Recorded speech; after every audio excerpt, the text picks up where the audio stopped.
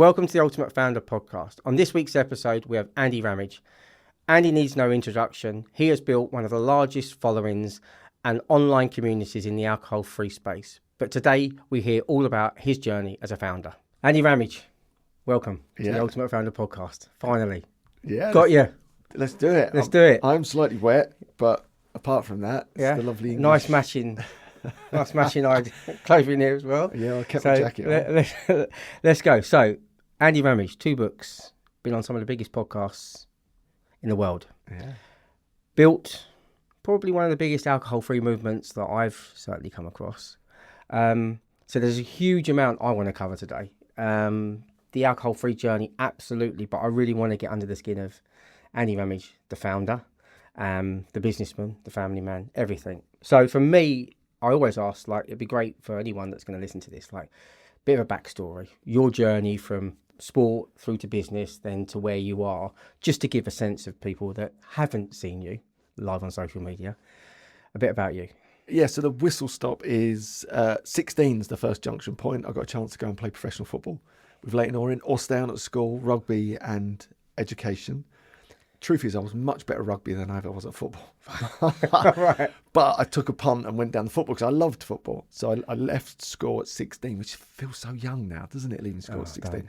Straight into a man's world, right? Because football is a man's world, even though we never grow up in that arena because you can just keep playing forever. But you're in competition with men, 30-year-old men for their places, essentially.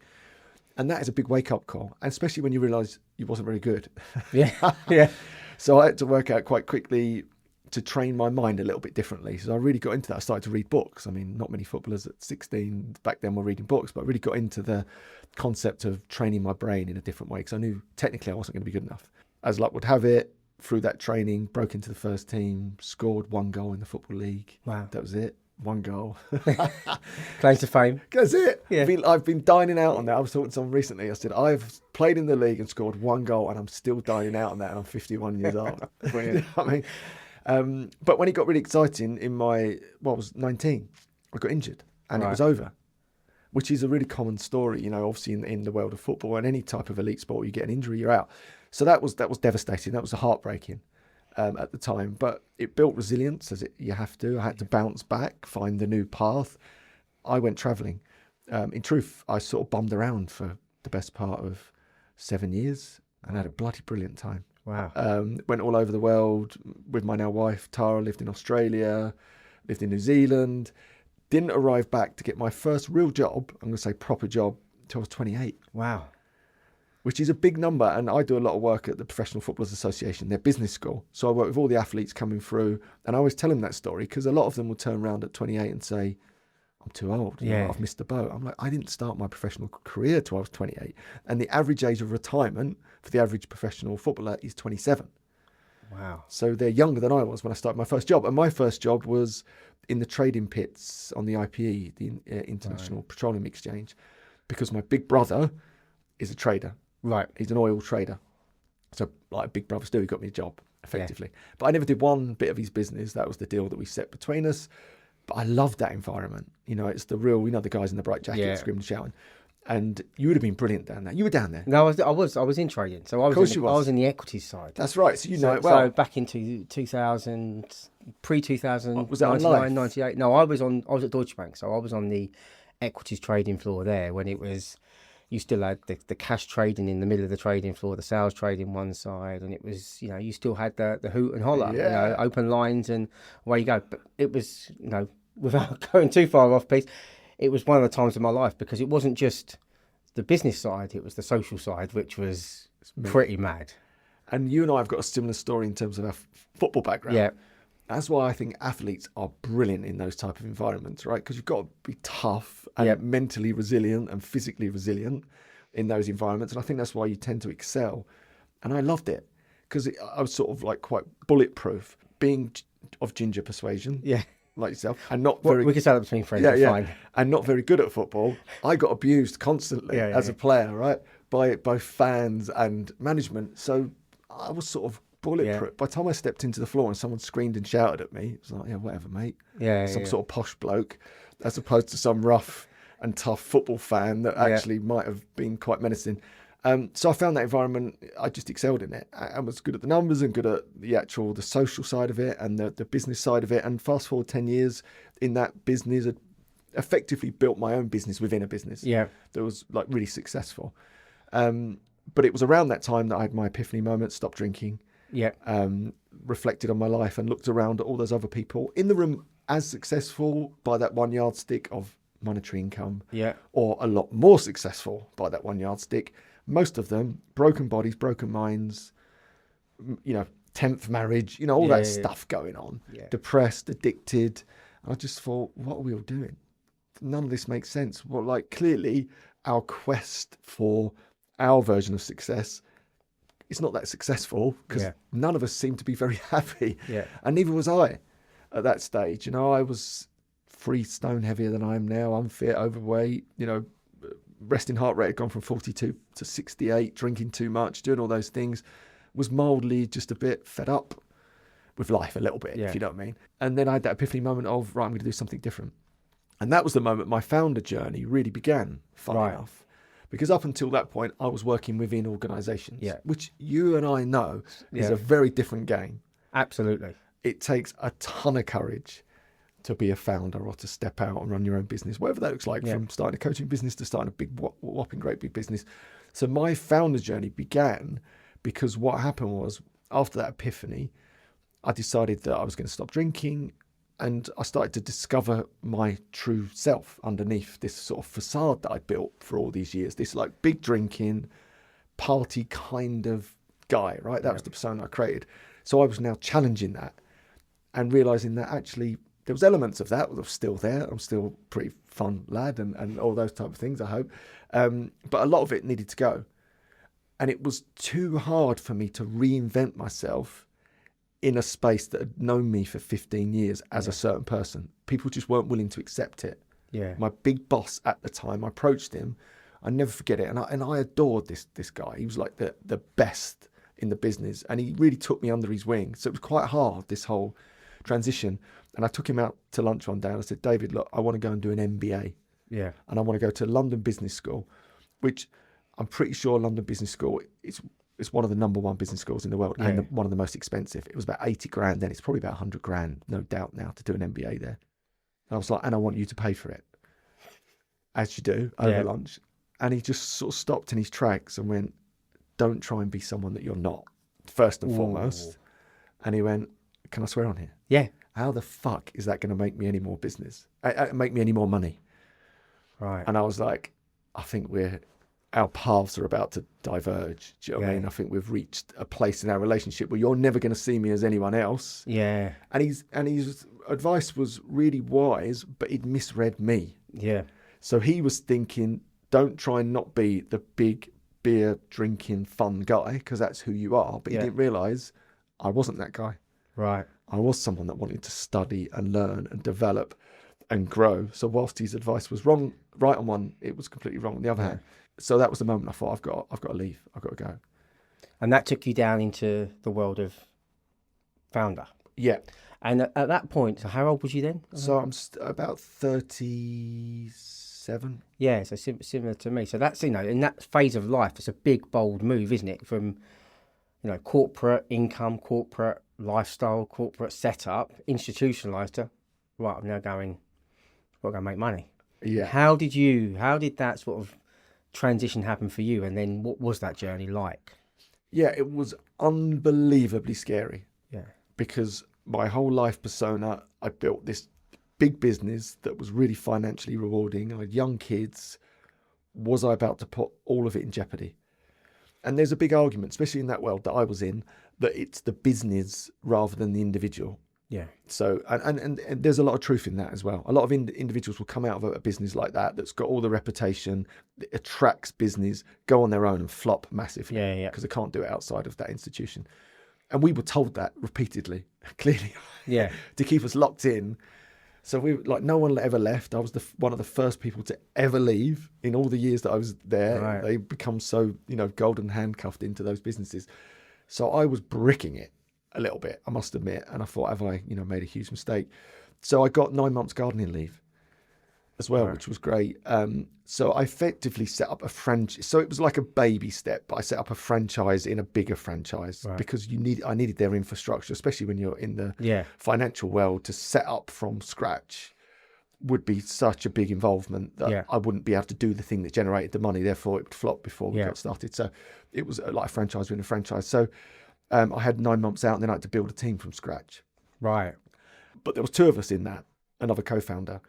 His 9 months was awful because he was worried the whole time and scared for his life. Yeah. Whereas actually, once I got over that first hump, I was like, right now I've got to drill the skill and enjoy this period that I've got with my kids, my family, recalibrate, refresh and reflect. And that's when I started to go alcohol free Right. in a big way, coming back thinking, if I've got to run this new business, I've got to be on my A game. I cannot write off 2 or 3 days to hangovers and anxiety and want to lock myself away. Yeah. I've got to be absolutely optimal in everything that I do. And then that started again. So 9 months later, came back. No one knew us. We were complete unknowns in the market in terms of the business that sat around us. We were up against the biggest titans of the industry. But something wonderful had happened in that 9 months that was to change my life. I read a book I mentioned, Awaken the Giant Within by Anthony Robbins, which is such a seminal self-development book. Yeah. The irony of that book is it sat on my bedside table for about 3 months. And I never remember buying that book because I wouldn't buy a book like that, right? I was like a super duper broker kind of guy. I didn't need self-help. Do you know what I mean? I didn't need that shit. Like that was for other people, not for me. And it just sat there. I don't know. And funny enough, I recalled where it came from. It came from a guy that I ended up setting up One You Know Beer with, who was big into self-help, told me about it one night, but I'd had a few drinks. So I didn't remember buying it. Right. So the irony, the guy that recommended that to me, a year later, we'd set up a company called One You Know Beer, and off we went with that. It's mad, isn't it? How the world works? Wow. So with that in mind, he mentioned this guy called John Grinder. Right. John Grinder, the co-founder of NLP, taught Anthony Robbins. Right. And I thought, if I could train with that guy, imagine that. Like the mental gymnastics and skills that I'd have. Googled around, think I've got to go to like LA to do this course. Croydon. Right. What's he doing in Croydon? I still won't know to this day. Did an NLP coach, executive coach training. Yeah. I had no idea what it was about. I had no intention of becoming a coach. That wasn't in my vision at all. I just wanted to learn from this guy. So I took that course in my gardening leave. Right. And my mind just went explode. It was just amazing on every level. The learnings that I got, the insights that I got, and I just thought, this is going to make a massive difference to my personal life and my career coming back. So when I came back to that new business, in theory, we had no chance. And I sat down on day one and went, I think I fucked this. We've got no chance. But given that training, I pretty much, not single-handedly, because that's completely unfair, but that level of training and insight that I was able to install in some, let's just say, average people that we got to being really good, completely transformed the business. Fast forward a year or two, we were neck and neck, number one in that industry with my old firm. Wow. On that one particular product that we were working on. It was like unseen or unheard of. So that was the beginning of some squeaky bum times through that early period, I've got to admit. But really built momentum then as a founder and the courage and confidence, right, that I can do this. And then through that, where did that then transition into the kind of bigger vision mission around the alcohol-free movement? Because there's the corporate piece, there's the coming out of corporate, that 9 months setting up, and then there's that probably the other leap is I'm coming out of that completely, going into a world of more the personal development world. How did that come about? Yeah, I think it all builds on one another, doesn't it? So then there was more courage because I'd now set up effectively my own brokerage and dealt with all the, the issues and excitement of that. And then this personal journey evolved of going alcohol free and just it feeling like a superpower. And I was like, I've got to share this with people. And then wrote this little ebook that then whizzed around the world. And it literally was a Word document saved as a PDF. Really? Do you know what I mean? That's how basic it was. But this was back in the day when people would happily go to like a website and download something. Now you have to play all sorts of fun and games. But and it whizzed around the world. Literally, you could see download all over, messages from people in Brazil, Argentina, like China. You'd be amazed where people were reading this thing. And it literally was a PDF with spelling mistakes, like 10,000 word PDF. Do you know what I mean? But they really resonated with my approach, which was very much, what is there to give up? There's nothing to give up. This is going to be the best thing you've ever done for your performance, your friendships, your energy, your vibrancy, your health. In a nutshell, that's what the 10,000 words basically kept saying on repeat. And that just gave me this confidence and courage to think, there's got to be more people out there like me, surely. Yeah. Thinking there might be one or two, not thinking there could be millions and millions. Yeah. And that's what started to happen. It started to grow arms and legs. And the truth behind all that is that I self-funded it along with co-founder, a guy called Rory Fairbairns, was another broker who I'd inspired to go alcohol-free. We just put money into it because we thought, what a lovely thing to do, right? We're giving back. We're getting paid a lot of money to be brokers. Let's just give something back. Fast forward a year or so with that and $100,000 each into it. Yeah. We were like, hold on a minute. This free stuff is costing us a fortune. We can't fund this thing. This is like insane. Plus, because I loved it, it was taking every single waking hour. Like there was a period in my life where it felt like I had no time. It was either my big work or this passion project. Yeah. And that was absorbing everything in my life. I was doing podcasts in broom cupboards because I didn't want the lads to know that I was, doing a podcast about wanting no beer when I should have been. Broken. All that sort of stuff started. So we reached that place where we're going to have to close it down, because we thought we can't keep running this, right? But at that stage, there's 50,000 people like in the system. We've helped all these people. We're getting this wonderful joy from it. By fluke, I'd created an online course. This was like in the really early days of Kajabi. And it was really easy for me to switch it to paid because it was all free. It was running through Kajabi, but it was all free. So I was like, we'll turn the lights off, right? Let's just take 2 weeks off. We're probably going to close this thing down. But in the meantime, I'm just going to flick this switch and turn it to a paid course as a bit of a Hail Mary last shot. And let's forget about it. Literally did forget about it for 2 weeks, came back, turned the lights on. And I think we'd sold like 10 of these courses, which in the scheme of things was about £250, right? So basically nothing. But it was a real light bulb moment of, actually, maybe people will invest to develop themselves and be coached through the process of going alcohol free. If we can generate some income from this, then maybe we don't have to keep putting money in. We can hire some staff and actually build a business around this thing and turn it into a bigger thing and help more people. So that's basically where it all came from. So then we were like, right, we're pretty savvy in terms of our business knowledge. Let's just stop doing this as a side fun thing. Let's make it into a real business that does good in the world. Right. And then we didn't really look back after that. Then we, again, started to, run adverts and build proper business around it. We didn't take investment. We just kept it going for our own investment early on. But then we were charging for courses. 28-day challenges, 90-day challenge, 365-day challenges, coaching around that. I started to run self-development programs around that and actually got into a brilliant shape where it was generating its peak about £3.5 million in revenue a year. Wow. A lot of that went in adverts, in truth, but still, it was like that volume of business was going through it. Because I remember the seeing the movement, probably more Facebook, I think it was. It was huge community within Facebook. And I remember you sort of building a bit of a social media profile. How did you find you've got this passion project that you absolutely love and it's your sort of thing, your calling, and then you've got this business? And there's like, you're kind of, and I've been through it myself, where you look at it and go, I've got this really cool thing I want to do. I've got to monetize it and I've got to think about it as a commercial entity. How did you, I guess you guys yourself, navigate that kind of, I've got to do the other stuff as well as the passion stuff? Yeah, it's a really tricky one, I think, especially, let's just say the alcohol-free space. Yeah. It traditionally comes with the old guard, which is around addiction, which we're not. We're all about middle lane, the average drinker taking a break, but it's very much 12-step AA, which is free. Yeah. So it carried this bit of stigma around, how can you charge people for that? Yeah. Are you charging vulnerable people in their time of need? Yeah. They've got to pay you money to, train with you.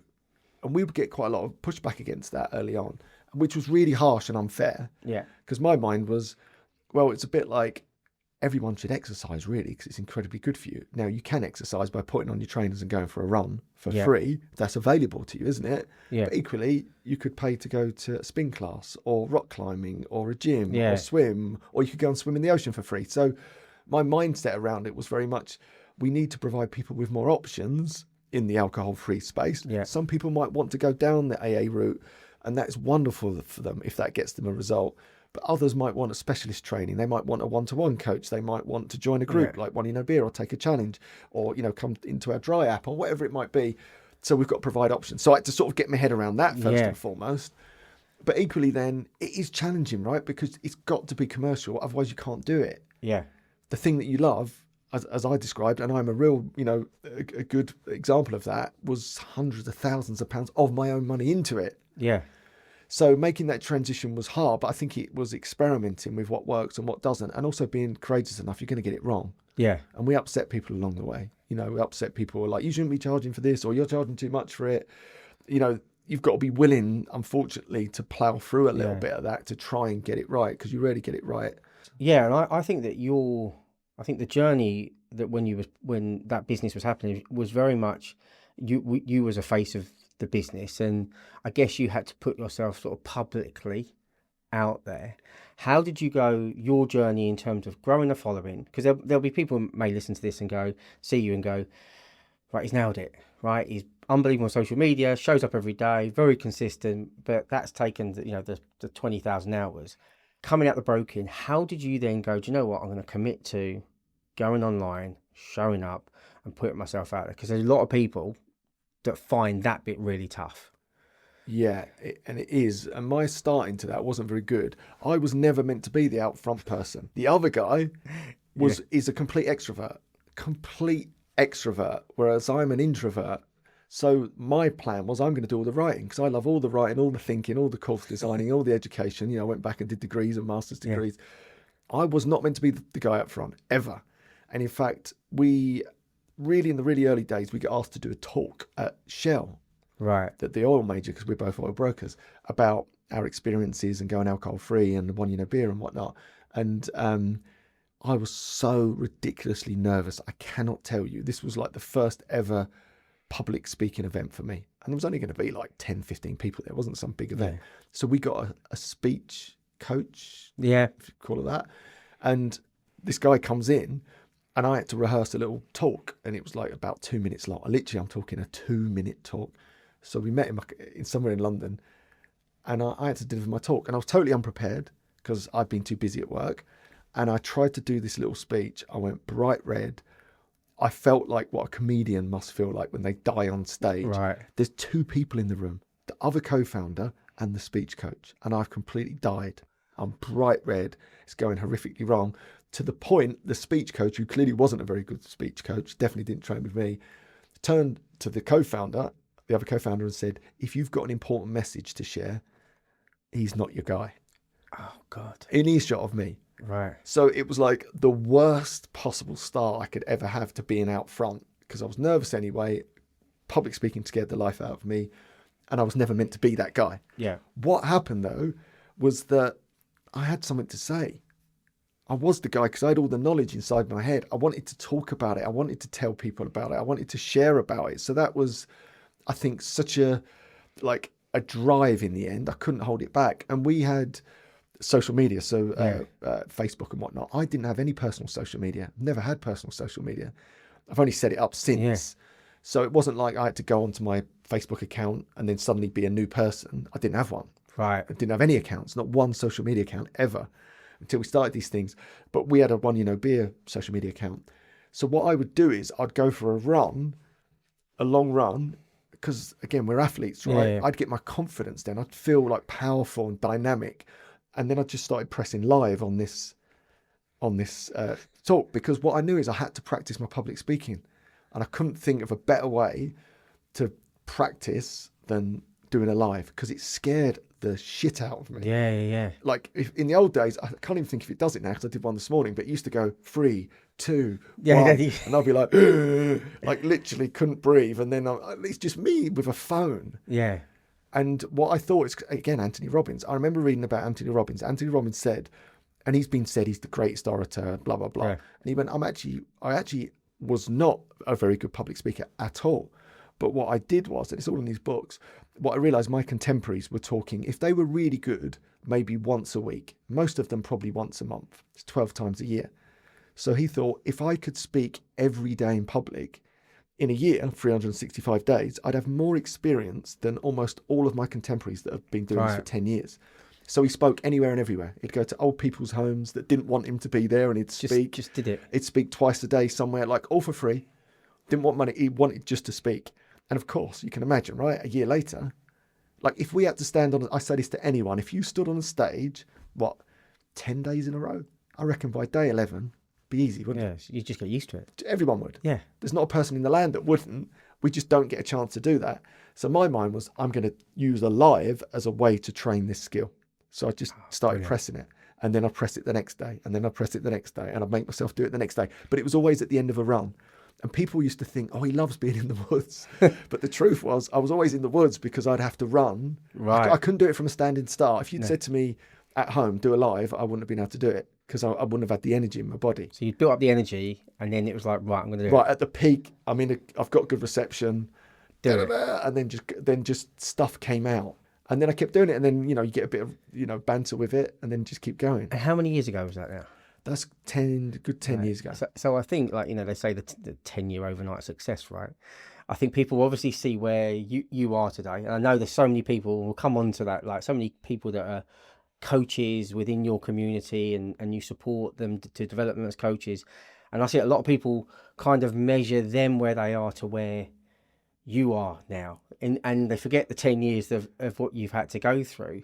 So if someone was starting out right now and they're on that journey, because personal brand is an important thing, as we're told nowadays, what would you say to them? Yeah, and it is about starting and being courageous. It's really hard to start. And because I train lots of coaches, I see them go, like when you're like a normal person, then one day you own a business, or you've got to be present on social media. It's really difficult. It's a really difficult step to do that, but it is exposure therapy. Yeah. Again, once you've done it enough times, you just you get past the caring stage of what your hair looks like, or if you fumbled a word. That's what I loved lives. I've always loved them because you've got no comebacks. I would get messages from coaches that would say, I've just spent 4 hours trying to record a reel. And I'm like, what are you doing? Yeah. What a waste. Go and network.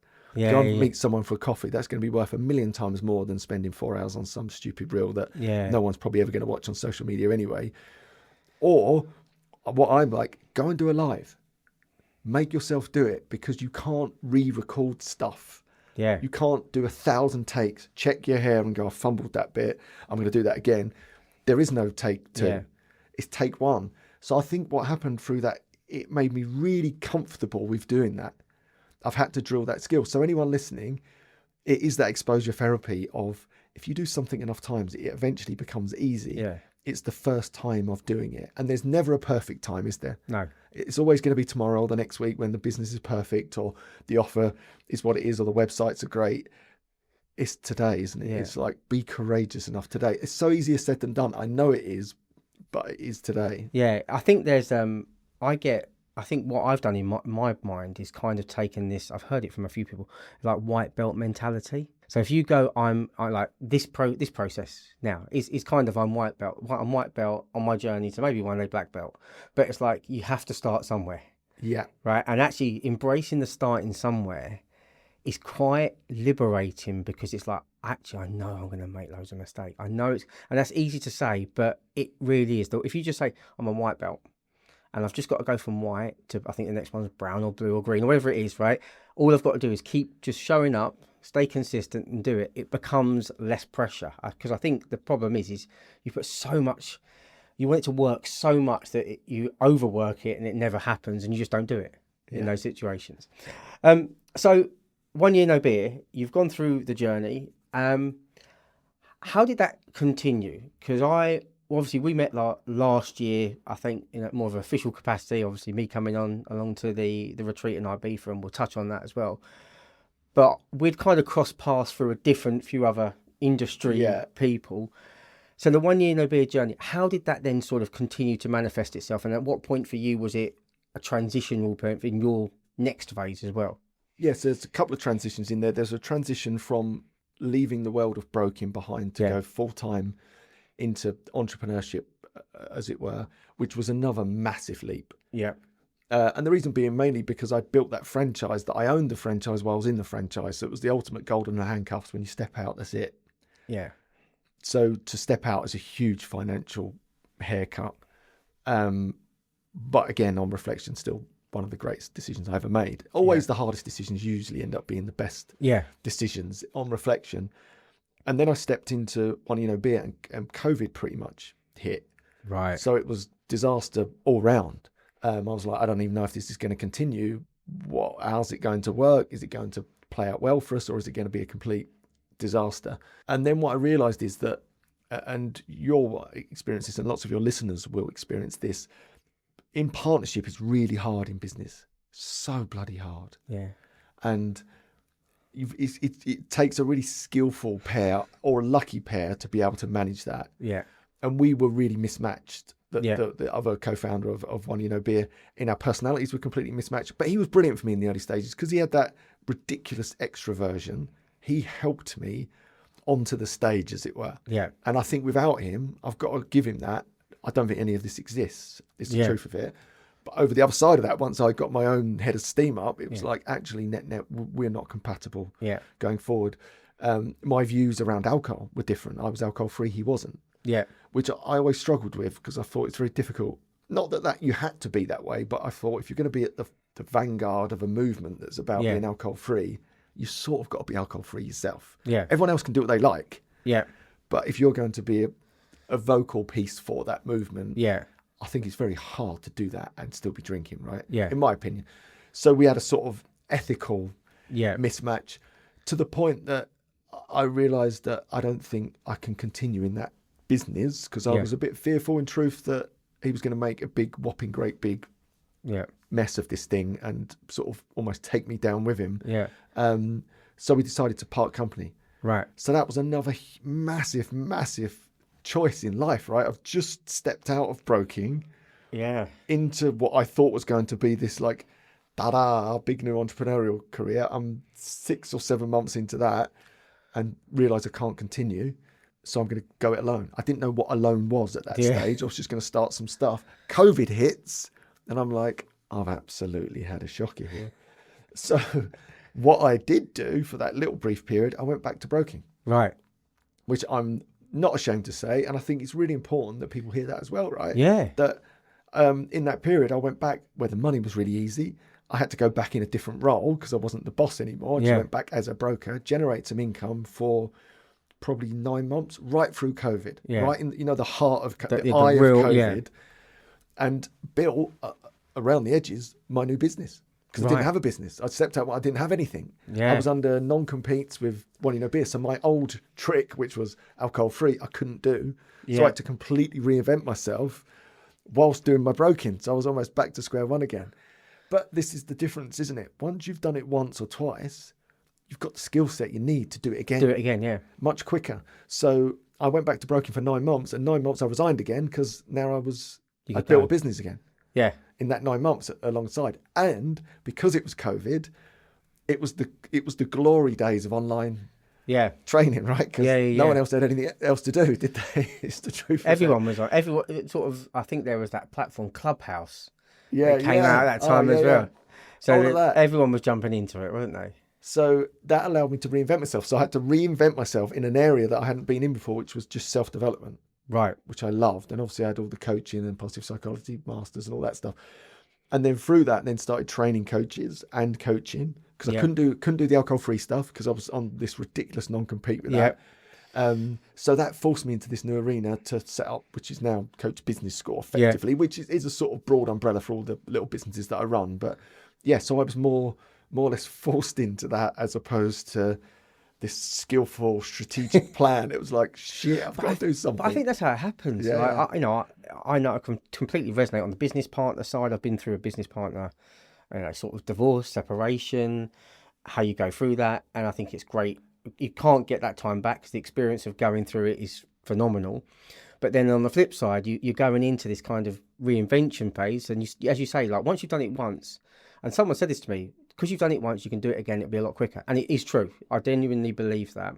But I think the pit that maybe people don't know is that little pivot you made for that 9 months sometimes you just got to go and get the money in to just do it, right? Because you can't keep hope, right? Hope doesn't pay the bills. Yeah. It's about what can I do? And in that period, it sounds like you then pivoted yourself, got yourself to a place where, and also at that point, you've probably taken all of the scars and lessons and experiences from 1 year no beer, all of the academic stuff, and gone, I can now think I can package this into what probably is the real business for you now, isn't it? Completely, yeah, and exactly that. What you said there's so important, that it is learning to do these things again.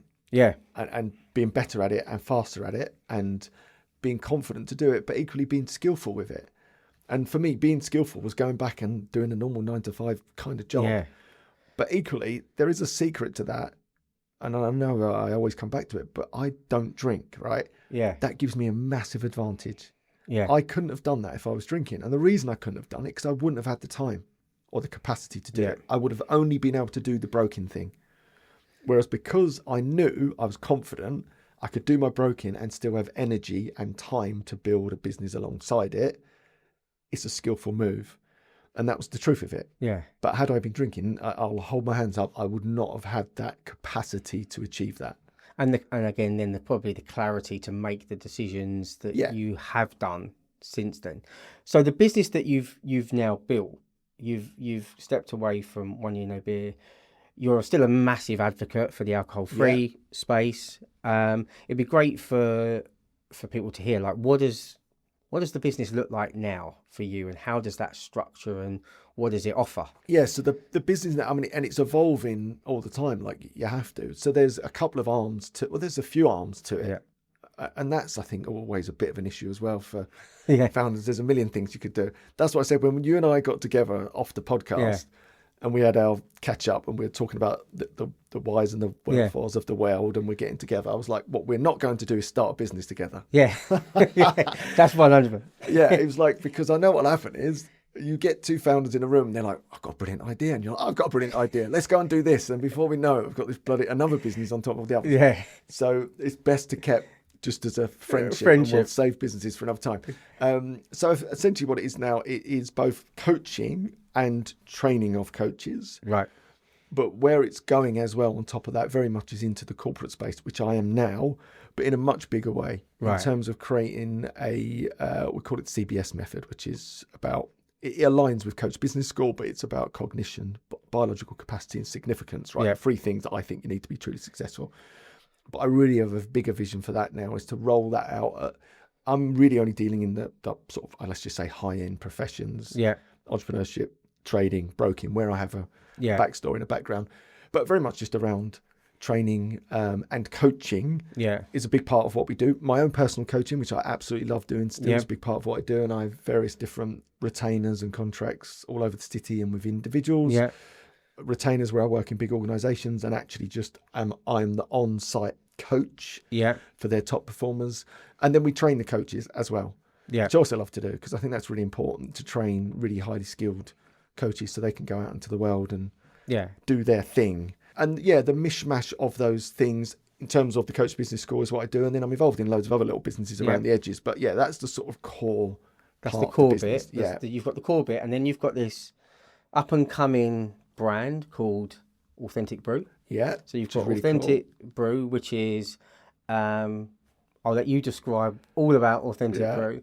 And then you've got, coming very soon, I believe you've got a documentary. Yeah. So if I could sort of hear the Authentic Brew piece, because I think that's, again, you've got service business, which is your coaching, and that's providing, primarily there's coaches as a service. And then you've gone kind of into the, I'll say the supplement world, but the, providing a product business and a drinks product. So that's probably a whole new thing that you're learning and going through as well. Yeah, I mean, that's brilliant. I love that. And I got really fortunate with that. And again, it's like yourself, you just meet great people along the way. One of my coaching clients, Mike Moody, he exited successfully, turned around a big business, exited, literally closed his laptop, and I coached him through that. And then, couldn't move for 3 months. I had complete adrenal burnout, literally bedridden for 3 months. Mad, isn't it? And had to heal himself holistically. Part of that journey was, can I get a drink that's genuinely healthy? And couldn't find one. Like, a lot of them are packaged and marketed as such, but He literally invested in a team to scan the globe to find him, and they couldn't. So he went, right, well, I'm going to go and create one. So he approached me about it. Would I, coach him through the process? And then that blossomed into, actually, would you come in and be sort of co-founder in that business, which has been brilliant. Yeah. And it's just getting so exciting. We're just into Six Senses now, the massive elite hotel chain. It's one of them. It's just growing rapidly. But that, we won't get too deep into it because that is a conversation itself. But that's a whole new world of learning. That is supply and all the plates that are being spun around that. And it's just a really exciting journey. But yeah, I'm enjoying having a new, a new arm. And again, like you're seeing it, and I'm sure in all your founder stories, you're just learning new skill sets all the time. It's all the same sort of thing. Yeah. But it's in different arenas and spaces. And I think there's so many, I guess, coaches, business coaches that try and, I think sometimes pigeonhole founders to say, this is the method you've got to go through. I don't know what your views are, but mine, I think we're aligned on this, is it's about allowing someone to evolve their thinking and test, measure, refine. And actually, even as a founder on the journey myself, you can't skip the process. Like, you've got to just fail, iterate, continue. And I don't know whether you see that with some of the people that you work with, is that I think if you're a coach and you stop someone from that failure point, you're kind of stopping that learning as well. So true. And failure's always our best teacher. Yeah. So let's just say I'm involved in, I've got my coach business, I've got an app called Dry, which is standalone business as well in the alcohol-free space. Authentic Brew, I'm involved in an organisation called Equilibrium. Yeah. And you could split mine out into a few. Not all of them are going to succeed. That is a fact. Yeah. They're just not. And I wish that wasn't the case, because right now they are all doing okay. Yeah. But they ain't all going to survive, because that's just life. Yeah. There's going to be loads of learning along the way. Unfortunately, it's our best teacher. Yeah. And I think I have a personal belief around this. Those that are the most successful are the most willing to accept failure is going to be part of the journey. And so many people are so scared of failure, they never begin. Yeah. And I think if there's a secret to success, it is, especially entrepreneurial success, it appears to be, for me, the ones that are willing to know that at some point, this one might blow up. Yeah. Or we're going to get walloped over here and we're going to survive by the skin of our teeth. Yeah. But we can keep coming, because then I'm going to keep learning. And then eventually you've got all the skill set that you need to get it all to work. But that will involve whopping great big failures along the way. Yeah. And squeaky bum times along the way. And I think that's the sort of secret. It's our greatest learning. No one wants it. I don't want to fail at anything, but I know I will. And how much do you think then there's, because I see a lot of business owners and founders that say, I want to scale. I want to get to scale it, sell it, exit, whatever, for, whether it's 7 or 8 figures, whatever number. And there's so much emphasis on the scale up of the business. I have this view, it's the business will only scale at the pace of the founder's personal growth. Yeah. What I'd be keen to see is in your world as well, is how much of the mindset element, use that word term loosely, do you feel impacts really the founder's growth journey? It's a mind game, isn't it? Yeah. Sport is a mind game. Yeah. Business is a mind game. Life is a mind game. Yeah. It's been my greatest learn really since I was 16 when I got into self-development. I've realised that the world we live in is a reflection of our internal thoughts. It is our internal world that needs the most work, but barely anyone does that work. If we really think about it, I would say you could sit with any founder, any business professional, any athlete, and they would all agree the most important part of our body is our mind in that success. And barely anyone trains it. Yet we train our body. Yeah. We maybe read some books if you're lucky, maybe listen to a couple of podcasts. But who's actually training their mind, working with a really good coach to get what's in their mind out onto a page or into the open, to challenge their own thinking? Because it is our limiting thinking that prevents us achieving our goals. It's our, half-truths and worst-case scenarios that litter our mind, our thoughts that we've turned into facts inside our mind. When you unpick all that stuff, life just gets so much easier. And I think it's much easier to have success, like real success in life. And that doesn't mean monetary success, like real success of joy. Like I'm convinced true success is inner peace out of success. Inner joy out of success. That's sort of what we're all looking for, I think. What we're great at in the Western world is the outer success part. And we're terrible at the inner joy. Yeah. And I work with, lucky to work with some real top people in sport and business, doing great out success. They're inwardly broken. That's not success then, is it? No. So it's that Neville Ravikant quote, if you're so smart, why aren't you happy? I just love that, right? Isn't that true? Yeah. If you're so smart, why aren't you happy? Because ultimately, underneath it all, everyone wants to be happy. Yeah. If you ask anyone, why do you want to win the Premiership? Why? To be happy. Why do you want to do well at work? Why? To be happy. So therefore, all of our ultimate goal is to be happy. So if you're so smart, why aren't you happy? Because that's the goal. You're doing something wrong. You can't tell me that's success if you've got money in the bank, but everything else is broken. That's not success. It just means you've got money in the bank. Loads of people can do that. Real success is the inner joy. Yeah. And I believe, though, the parable of the fisherman and the CEO. Yeah. And I've told that, but what is great about that parable, and it misses a point, which I've only just recently realised, and the parable, just to really summarise it quickly, I did the whole parable, it basically is the CEO, 75, sold his big company, but basically devoted his whole life to that company, so lost his life. He meets the fisherman, the younger fisherman, who's obviously done none of those things, lived a really peaceful, joyful life, really simple, has this little tiny hut overlooking the sea where he goes back home to every day to see his wife and kids and, watches the sunset. And then the CEO basically saying to the fisherman, no, you're getting it all wrong. You could be like me. What you got to do is give up all of your life. And then when you get to 75 like me, you can sell your business like I'm about to. And then the fisherman's like, and then what? And he's like, well, and then you can get a little place by the sea and watch the sunset. Be happy. Yeah. And the fisherman's like, well, I'm doing that anyway, mate. So anyway, now what is wrong with that parable is that when you listen to it, you all identify with the fisherman. You're like, yeah, that's so true. And, we're all caught in this trap of working so hard to create these businesses. But I don't think it's one or the other. I think it's both. Right. I think that's the secret. I think it's both. I want to succeed. I want outer success. I've got ambition in drive in my life. Yeah. I want to create things. I want to add value to people's lives. I don't want to be the fisherman sat in my hut all day long, working for 2 hours, because I'll be bored to tears. Yeah. I want challenge, but I want the joy at the same time. So for me, it's that if you can combine those two things, that's true success. Yeah. That's real success. And I love meeting people that have achieved that, because I'm like, that's who I aspire to, not the money in the bank person, because there's a lot of people that can do that. It's the truth of it. Yeah, arguably, it's quite impressive to have done that, but that's where it ends. Yeah. I want to meet the person that's radiating joy and got ambition. Yeah. Whereas I think there's lots of, and I've fallen into this trap, and maybe you have, because we're both on this quest. If I go too far down the spiritual, Eastern kind of traditions, which I love, I get loads of inner joy, but all my drive starts to go. Yeah.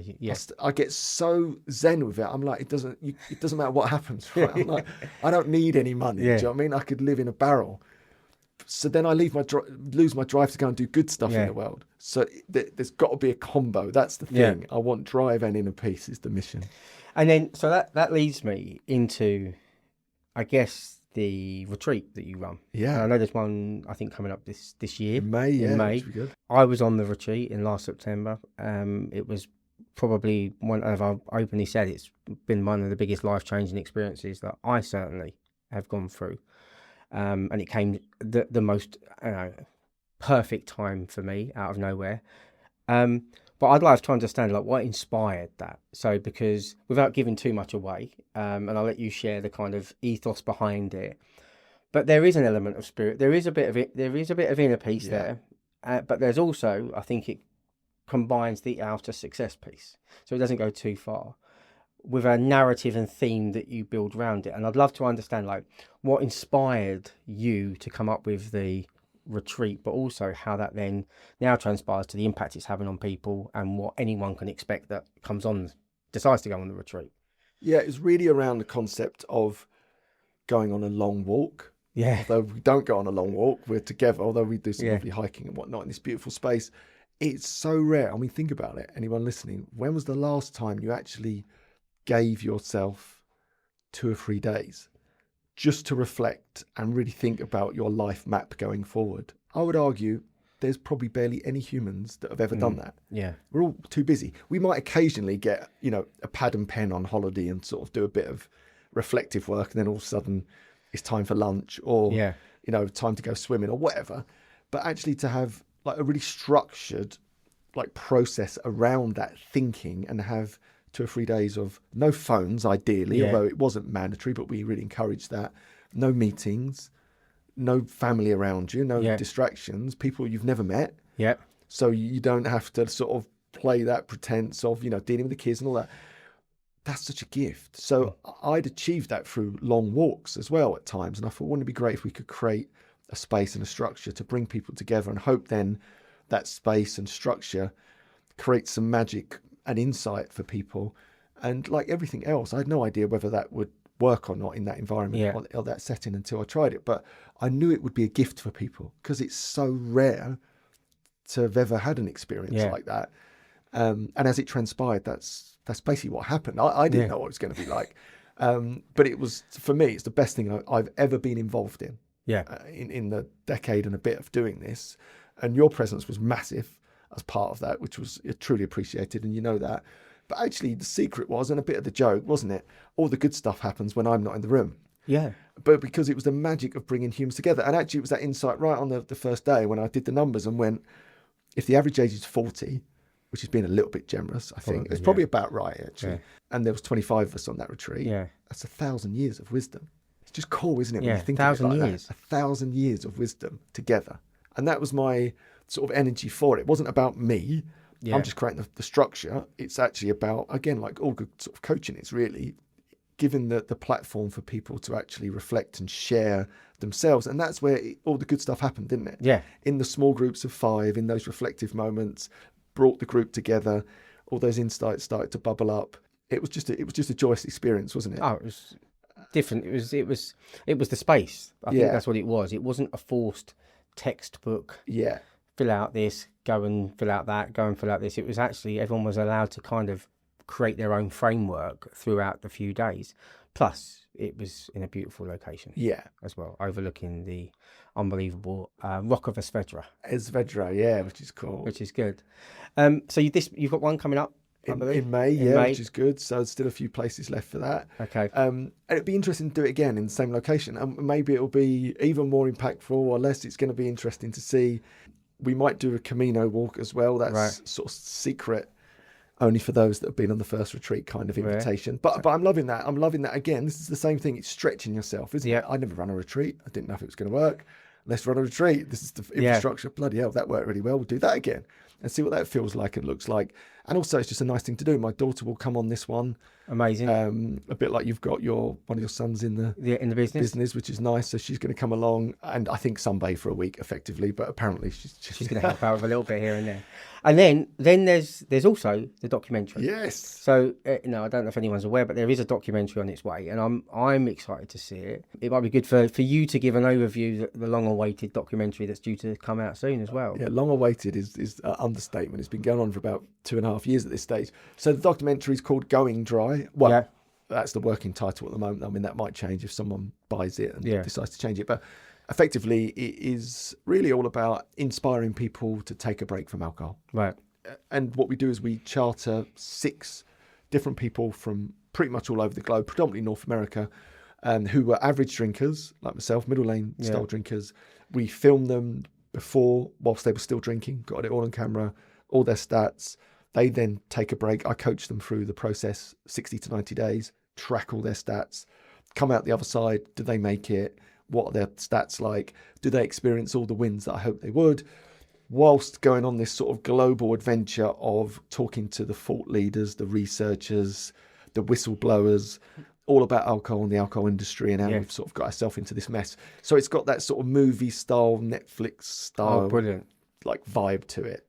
And date yet? Is it? No, date's not ready, but it's on the 4th, a bit like a book. It's on the 4th draft at this stage. Perfect. So I reckon it's probably 2 or 3 drafts away from being, you have to lock it, and then you have to get all the legals and all that. So it's imminent. Right. Imminent, and then it'll be fully baked. And the irony of that, I always joke, is that it's always been said I've got a great face for radio.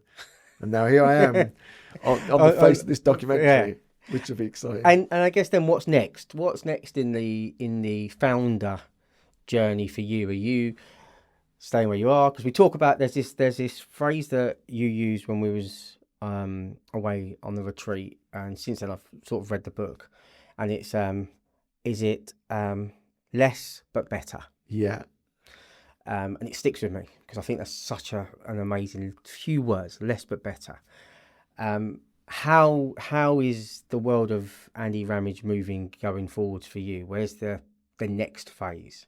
Yeah, and that less better, I'm constantly in that Yeah, because I've got too many plates yeah, spinning, and there's been moments that it's been totally, yeah, overwhelming. And then fortunately, a couple of these big projects like the documentary really starting to come to a close yeah, now. So that's a huge bit off my plate.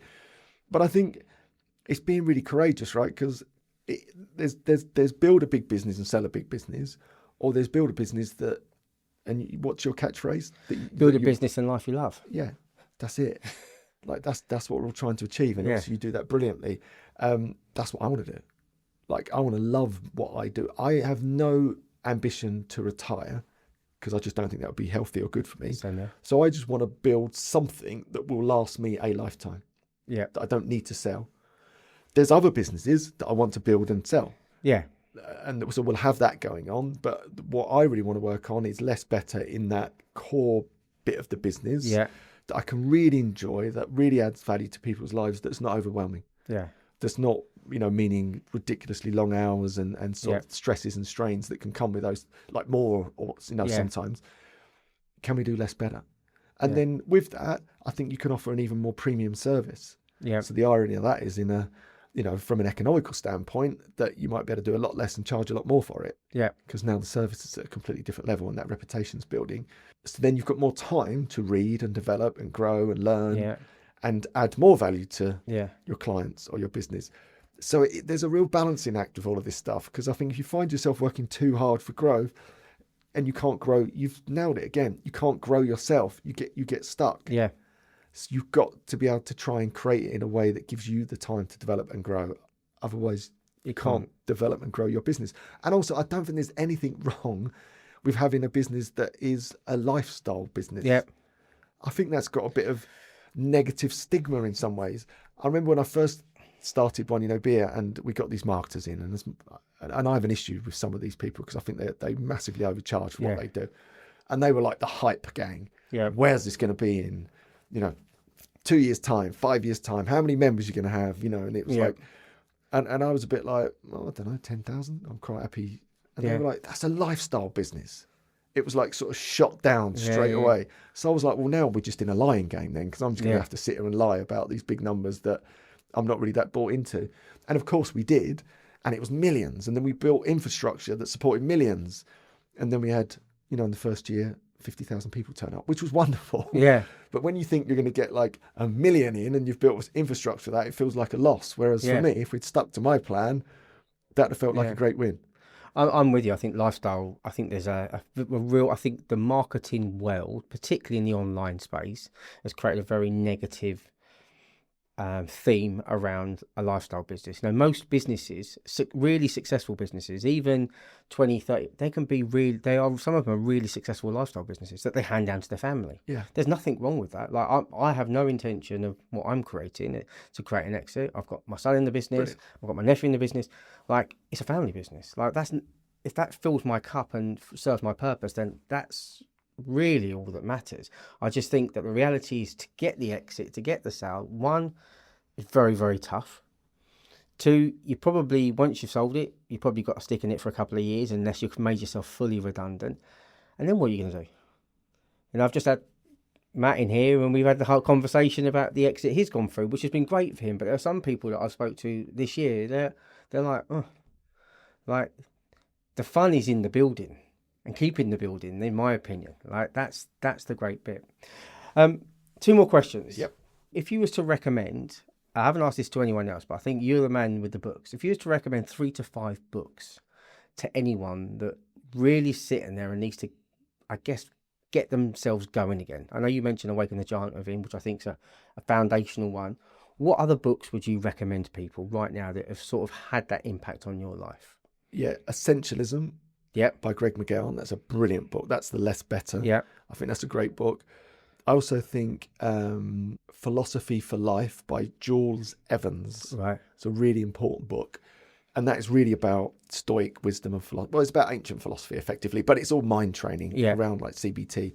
I think that's a brilliant book. The Second Mountain by David Brooks, which I absolutely love. That is about our life and where it's going, and actually that there's more to life than that sort of first half of life, which is just a big charge to make money and build an ego and a house and all those things. There's this second opportunity, which I love the concept around that. I think they're probably the three big ones, and Awaken the Giant Within. Yeah.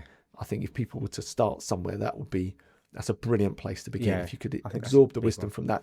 And the other one I would really recommend is the Aristodom Epictetus, which is the Stoic philosopher. It's only a short book. Yeah. And Marcus Aurelius Meditations. Yes. They're two really short books. The Meditations a bit of a funny read because it was never meant for publication. It's actually Marcus Aurelius, the last great Roman emperor's like personal diary, effectively. Yeah. But it's amazing. Yeah, I got the 366 or 365 meditations. That one you read daily. The daily Stoic. Yeah, which I always find is a bit of a good daily recalibration. And each year you read it, you get something different from the day that you read it the year before. Because that didn't resonate with me that way. So it's a good. I find that it's a good one. So that's another good one. And my final question is: so I always ask anyone that comes on this podcast.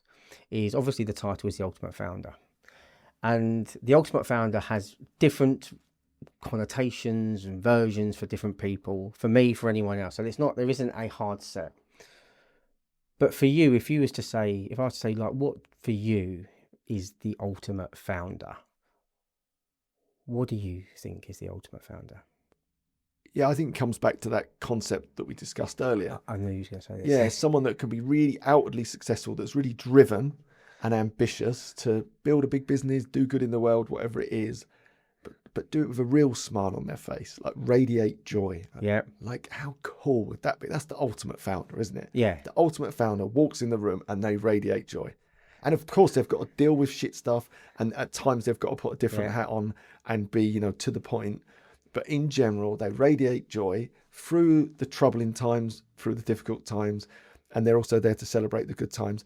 But they've got real drive to go and do stuff and make things. I think that's the ultimate founder for me. Oh, I love that. Yeah. I love that. God, I'm excited now. Good. Andy Ramage, thank you. Like, it's been like, if I'm honest with you, having you on this podcast was probably something I thought 3 years ago. I thought there's someone I'd love to sit down and have a chat with. Be Andy Ramage. So, thank you, sir. Good man. Cheers. Well done. Thank you.